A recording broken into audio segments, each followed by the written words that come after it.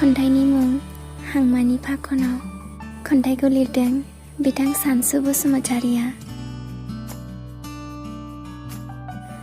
दानिया फैदो बिथांनि खन्थाइखौ दान्दिसे खोनासंलांदिनि।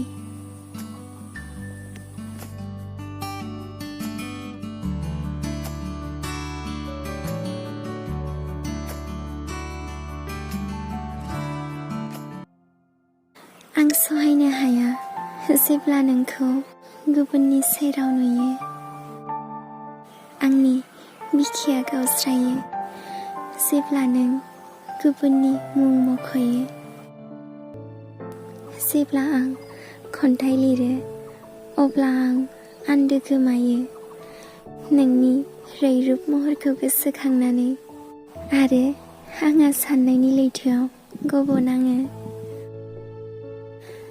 नोंखौ जेब्ला लोगो मोनो लामा दथायाव नोंदि आंजों मिनिस्लु रायलायो आरो लोगोफोरा जमखायो जों सानैनि मुं मख'नानै।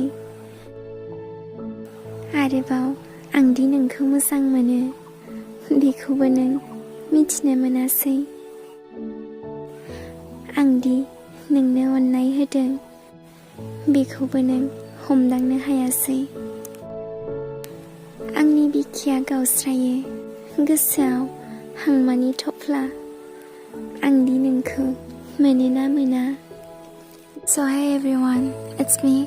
नोंथांमोना जुदि भिडिअखौ नायनानै मोजां मोनदोंब्ला लाइक खालामनो हागोन आरो जुदि मोजां मोनाखैब्ला डिसलाइकबो होनो हागोन। So as you wish, नोंथांमोननि गोसोसो आरो नायनाय नायियाबो नोंथांमोननि गोसोसो। जुदि नायनो गोसोबा नाय आरो नायनो गोसो गैयाबा स्किप खालामनो हागोन। आं बेखौबो माब्लाबाबो बुङासै आंनि चेनेलखौ साबस्क्राइब खालाम, लाइक खालाम, शेयार खालाम। So as you wish, बियो नोंथांमोननि गोसोसो।